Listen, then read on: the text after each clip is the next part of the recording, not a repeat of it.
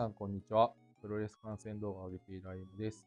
いつも撮って出しの動画であったり、まとめ動画も見ていただきありがとうございます。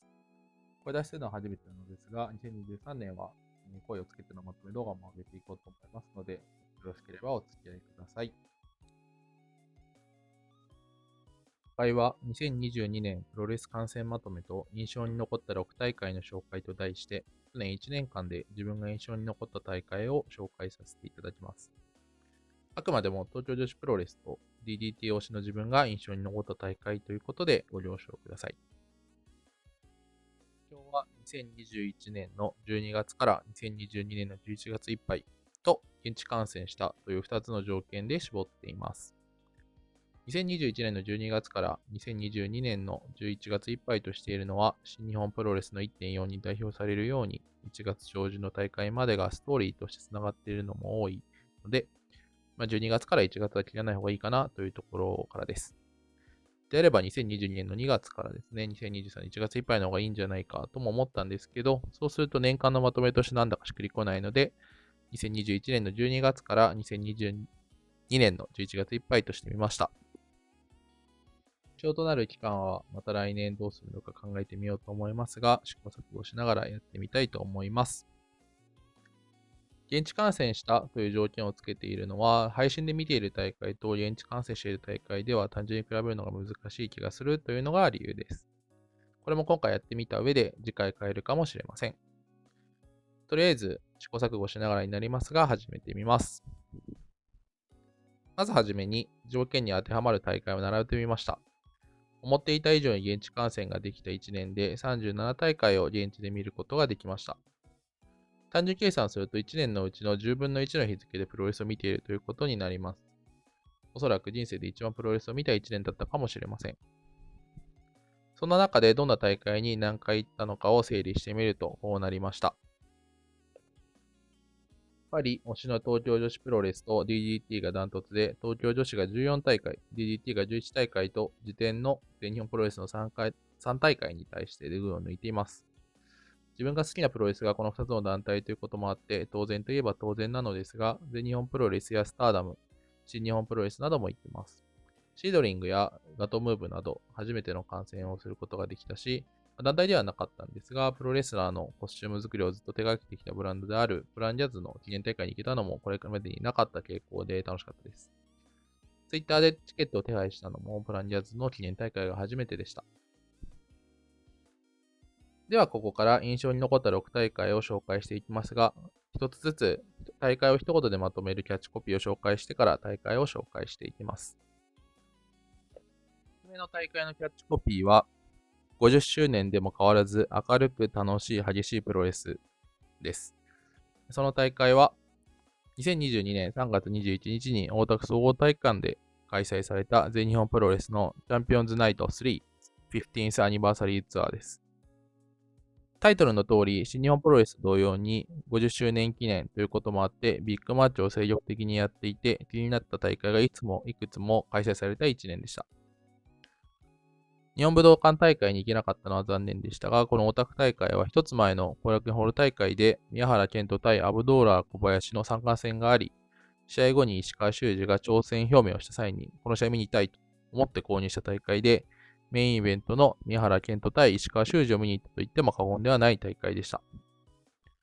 最強のキャッチフレーズにぴったりの熱戦で、いい試合見たなという感覚になったメインイベントでした。大会としても、芦野翔太郎と本田隆起のラストマンスタンディングも果たし台のような試合で印象的だったり、ブードゥーマーダーズの復活など、いろいろなテーマがありました。全日本プロレスらしい、明るく楽しい、激しいプロレスで、思ったよりもカードの幅が広かったのが印象に残っています。それでは2つ目の大会の紹介に移らさせていただきます。2つ目の大会のキャッチコピーは、トップ団体の安定感とサプライズを現場で驚く楽しさです。大会は2022年6月21日に後楽園ホールで開催された新日本プロレスのニュージャパンロードです。業界トップの地位を確立している新日本プロレスに全く行かないのはちょっと違うかなというところで、仕事に少し余裕がある時期の平日の仕事帰りに行ったのがこの大会でした。印象に残ったのはメインイベントで分厚い試合を見せた高橋宏夢と石森泰治。8人タッグでロックス・インコ・ベルナブレスでハポーンに対して出ずっぱり戦った藤田康生でした。ただ、それ以上にメインイベント後の櫛田の電撃帰国、新日本プロレス復帰を現場で見ることができて、プロレスは現場に行ってサプライズを楽しむものだなと、改めて実感させられました。3つ目のキャッチコピーは、セミもメインも団体の誇りを見せて、他の団体と戦えるタイトルマッチ2連発です。大会は2022年9月25日に同じく後楽園ホールで開催された DDT のフーズコナトップ2022です。2022年は DDT にハマった1年でした。きっかけはサイバーファイトフェスティバルの2022での遠藤哲也の失神からで、DDT がどう立ち直っていくのか、立ち上がっていくのかということを追いかけたいというところから始まっています。そんな DDT の完成の中で、新しいプロレスのすごい試合を2試合見ることができたこの大会は本当に素晴らしかったです。セミファイナルのユニバーサルオーダー選手権の上野祐樹対河原ノワールと、メインの無差別級の樋口和貞対竹下幸之助の2つのタイトルマッチは、両方とも色が違うけど、すごい試合を見たと断言できる試合で、帰り道の余韻がすごかったです。これは他の団体に誇れるメインイベントで DDT を見続けたいと改めて思った大会でした。4つ目の大会も DDT の大会を紹介させていただきます。キャッチコピーは、これをこの会場の規模で見せる団体の心意気に乾杯というものです。大会は2022年11月5日に横浜ラジアントホールで開催された DDT の DO グランプリ2022 in 横浜 Day2 です。団体を追いかけると行ったことのないちょっと遠くの小さな会場の大会を見に行くこともあって、その最たる例がこの横浜ラジアントホール大会でした。この日の昼間に無料興行があり、当選したのでこれは夜も見に行こうということで勝った大会だったんですが、メインイベントの樋口勝田対日野裕二のたまらないチョップ合戦ですね。すごくて、これを巡業の中で見せてくれるのはたまらんと。横浜から遠い自宅への帰り道が全くではなかった大会でした。この試合だけではなく、他にも坂口幸雄プロデュースマッチのポコタン、橋豪太対赤井幸、岡谷秀樹、平田和樹のプロレスの面白さたっぷりの試合もあって、DDT が楽しいと改めて思わせてくれたのも大会として印象に残っています。この2つは最も推している団体の東京女子の大会で、まず5つ目の大会のキャッチコピーは、2023年に一番刺さった等身大のマイクが聞いた幸せな時間です。大会は2022年8月14日に後楽園ホールで開催された東京女子プロレスの東京プリンセスカップです。最も推している団体の東京女子は14大会も行ったこともあり、良かったと挙げたくなる大会はたくさんあります。その中でも東京女子を好きになったきっかけである坂崎優香が東京プリンセスカップを制して、上半期の東京女子の中心になれを挙げたこの大会は特に印象に残っています。試合後のどんどん選手層も熱くなってキラキラだけじゃない東京女子を見てもらえただったり、私は東京女子のお姉ちゃんだからみんなが頑張っている姿を見てもらいたいけど私だって応援されたいという坂崎優香の等身大のマイクが涙腺を潤ませてくれました。世代交代の足音が近づいてくる中で坂崎優香の戦う姿をできる限り長く見ていたいと思わせる大会でした。